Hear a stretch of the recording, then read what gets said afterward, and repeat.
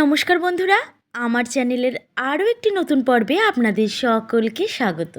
আশা করছি আপনারা সকলেই খুব ভালো আছেন, ভালো থাকুন, এটাই চাই। চলুন আজকের পর্বটি শুরু করা যাক। দেবাদিদেব মহাদেব সব দেবতার আদি দেবতা। তিনি সনাতন হিন্দু ধর্ম অনুযায়ী নটরাজ, অর্থাৎ নৃত্যের সর্বশ্রেষ্ঠ রাজা।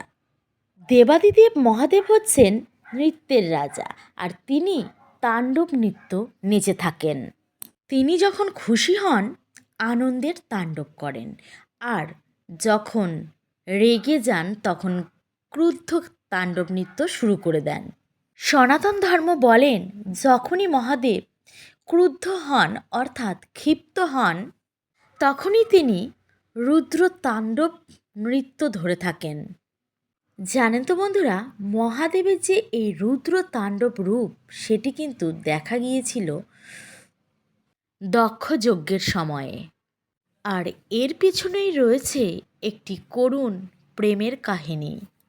সেটি হলো শিব এবং সতীর গভীর ভালোবাসার এক করুণ কাহিনী। সতীর বাবা ছিলেন প্রজাপতি দক্ষ। তিনি ব্রহ্মার পুত্র, আর প্রজাপতি সমাজে তিনি ছিলেন প্রধান রাজা। আর দক্ষের অনেক কন্যা, তার মধ্যে সতী ছিলেন সব থেকে ছোট। সব থেকে ছোট হওয়ায় সতী ছিলেন সব থেকে বেশি আদরের, আর তাদের বিয়ের প্রস্তাব করলেন ব্রহ্মা। তিনি দক্ষকে বললেন শিবের কথা, কিন্তু দক্ষ যখন শিবের কথা শুনলেন তখন রাজি হলেন না। তখন ব্রহ্মা দক্ষকে বোঝালেন যে শিব হলেন দেবাদিদেব মহাদেব, সকল দেবতার আদি দেবতা এবং সব থেকে প্রাচীন দেবতা। তিনি নির্গুণ হয়েও সগুণ। তিনি পঞ্চানন, তার ত্রিনেত্র, তার গা দিয়ে সর্বদা একটা আলাদা রকমেরই তেজ বিকশিত হয়ে থাকে। তিনি কখনো কমলা বর্ণ, কখনো বা নীল বর্ণ ধারণ করতে পারেন। তিনি কখন কি ভাবেন আর কখন কি করেন কেউ জানে না, কারণ তিনি সর্বশক্তিমান। তার কোনো গোত্র নেই, তিনি হলেন স্বয়ম্ভু। তিনি নিজে একাই সিদ্ধিদাতা, তিনি একাই মুক্তিদাতা। সব থেকে মজার ব্যাপার হলো তিনি সৃষ্টি করেন আবার তিনিই ধ্বংস করেন। তিনি ঈশ্বর, আর ভূত প্রেত হলো তার অনুচর। তিনি ছাই মেখে শ্মশানে ঘুরে বেড়ান। ব্রহ্মার মুখে এই সমস্ত কথা শুনে দক্ষ বললেন, আমার সতীর রূপের কোনো তুলনা হয় না। আর তার স্বামী হবে কিনা শ্মশানবাসী, আর তার অনুচর কিনা ভূত প্রেত। না না, আমি কখনোই এই বিয়ে মেনে নিতে পারি না। কিন্তু এদিকে ব্রহ্মা ছিলেন নাছোড়বাঁধা। অনেক বুঝিয়ে দক্ষকে রাজি করালেন। তখন দক্ষ ব্রহ্মার হাতে সমর্পণ করলেন তার প্রাণপ্রিয় কন্যা সতীকে। ব্রহ্মা তখন সতীকে নিয়ে চলে গেলেন হিমালয়ে। তারপরে সকল গন্ধর্ব দেবতা এবং সপ্তর্ষিগণের উপস্থিতিতে তাদের বিবাহ সম্পন্ন হলো। বিয়ের পরে সতীর তো ভীষণ আনন্দ, তিনি সুখে সংসার করতে লাগলেন। এরই মধ্যে একদিন আবার দক্ষ এলেন মেয়ে আর জামাইকে দেখতে। সেই দিনই আবার অনেক দেবতারাও এসেছিলেন নবদম্পতিকে আশীর্বাদ করার জন্য। সতী যখন সবাইকে সমানভাবে আপ্যায়ন করলেন, তখনই তার পিতা দক্ষ তার উপরে ভীষণভাবে রেগে গেলেন। রীতিমতো অপমানিত বোধ করলেন তার পিতা, এই ভেবে যে সভায় উপস্থিত সকলকে যে সম্মান দিচ্ছেন তার বাবাকেও একই রকমের সম্মান করছেন। আরও বেশি সম্মান এবং খাতির তার প্রাপ্য ছিল মেয়ের শ্বশুরবাড়ি থেকে। মূল কথাটি হলো, দক্ষ বুঝতেই পারেননি কে তার কন্যা আর কে তার জামাতা। এরপর একদিন দক্ষ আয়োজন করলেন মহাযজ্ঞের। এমন কোনো মুনি, ঋষি এবং দেবতা নেই যে তারা সেখানে উপস্থিত ছিলেন না বা নেমন্ত্রণ পাননি। দক্ষ শুধু নেমন্ত্রণ করলেন না তার মেয়ে সতী এবং জামাতা শিবকে, সতী যখন এই খবরটি পেয়েছিলেন তখন তিনি বললেন, আমার পিতা অজ্ঞ, উনি এটা জানেনই না এই জগতে শিবহীন কোনো যজ্ঞ হয় না। তাকে জানতে হবে, আমি যাব সেখানে। শিব তখন বললেন, হোক না শিবহীন যজ্ঞ, অন্য সব দেবতারা তো রয়েছেনই, তারা তো পাচ্ছেন উৎসর্গিত যজ্ঞভাব। কিন্তু যখন সতী বুঝল যে সবাইকে নেমন্তন্ন করেছে, শুধুমাত্র তার স্বামী শিবকে নেমন্তন্ন করেনি, তখন সতী কিন্তু ভীষণ রেগে গেলেন আর শিবের কাছে অনুমতি চাইলেন যাতে সে তার বাপের বাড়িতে যেতে চায়। এটা শুধুমাত্র দেবতাদের ক্ষেত্রেই নয়, মনুষ্য সমাজেও কিন্তু এটাই হয়ে থাকে। যদি মেয়ে জামাইকে নেমন্তন্ন না করে অন্য কাউকে নেমন্তন্ন করলে মেয়ে যদি সেই কথাটি শুনতে পায় তাহলে কিন্তু পরে তার খুব কষ্টই হয়। সতী তখন আরও বললেন, আমি যাবই বাপের বাড়িতে, কারণ বাপের বাড়িতে যাওয়ার জন্য কারণ নিমন্ত্রণের প্রয়োজন হয় না। কিন্তু শিব তাও তাকে যেতে বারণ করলেন। যখন বারবার বারণ করছিলেন তখন কিন্তু সতীমাও রেগে গিয়েছিলেন। তখন রেগে গিয়ে তার 10 দিক থেকে 10 রূপ দেখালেন।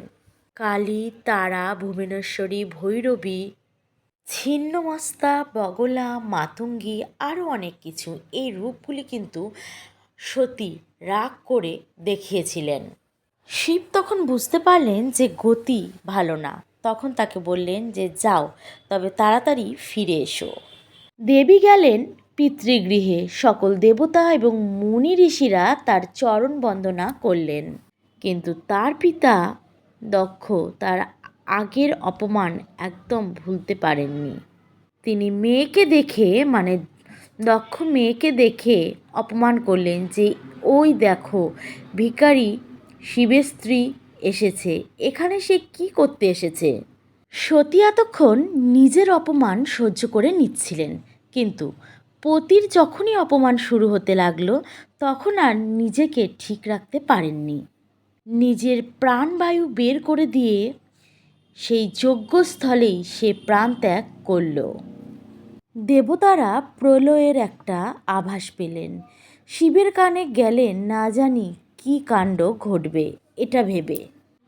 শিব তো দেবাদিদেব মহাদেব, তিনি সব কিছুই জানেন। প্রচণ্ড রাগে তার 2 চোখ দিয়ে জল বেরোতে লাগলো, তেজ বেরোতে লাগলো। তার শরীরের তেজ থেকে সৃষ্টি হলো বীরভদ্র নামক এক শিষ্যের। তার 1000 হাত আর তার 1000 চক্ষু, 1000 অস্ত্র। বীরভদ্র আবার ভদ্রাকালীকে সৃষ্টি করলেন। তারপরে দুজনে মিলে সেই যজ্ঞস্থানে গিয়ে সমস্ত কিছু লণ্ডভণ্ড করতে শুরু করলেন। সবাইকে দলে দলে হত্যা করতে শুরু করলেন। তাদের সাথে ছিলেন শিবের অনুচর। গেলেন নারায়ণের কাছে।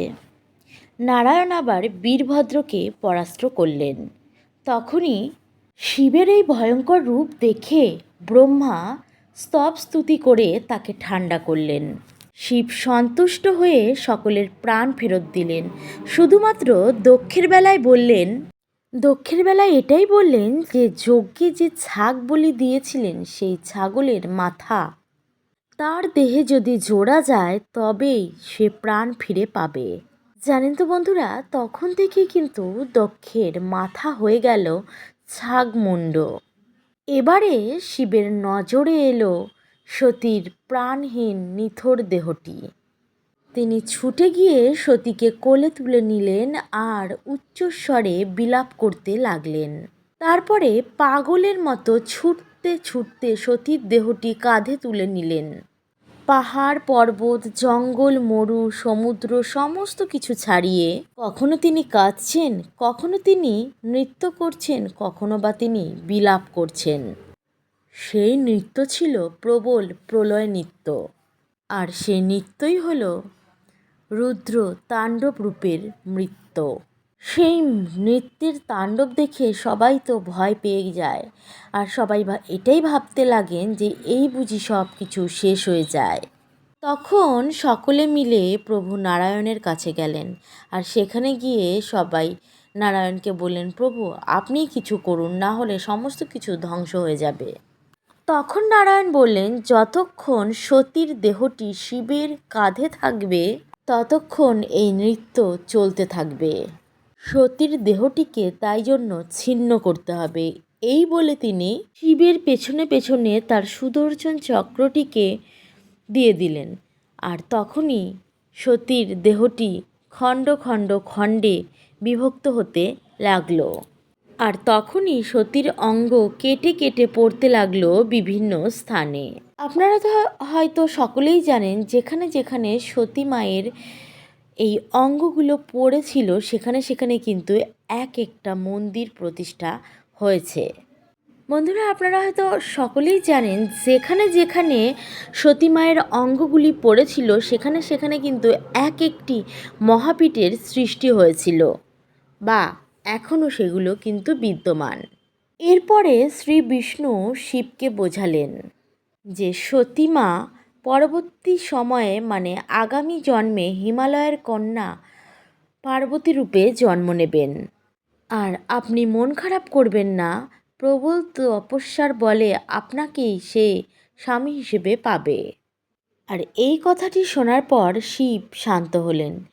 আর শান্ত হলো আরও একটি জিনিস, সেটি হলো এই ত্রিভুবন। আচ্ছা বন্ধুরা, আমি জানি না আমার ভিডিওগুলো আপনাদের কেমন লাগে। যদি ভালো লেগে থাকে তাহলে কিন্তু অবশ্যই জানাবেন। তাহলে চলুন আজকের মতো এই পর্যন্তই, আবার দেখা হচ্ছে অন্য একটি নতুন ভিডিওর সাথে। ততক্ষণ ভালো থাকবেন, সুস্থ থাকবেন। নমস্কার।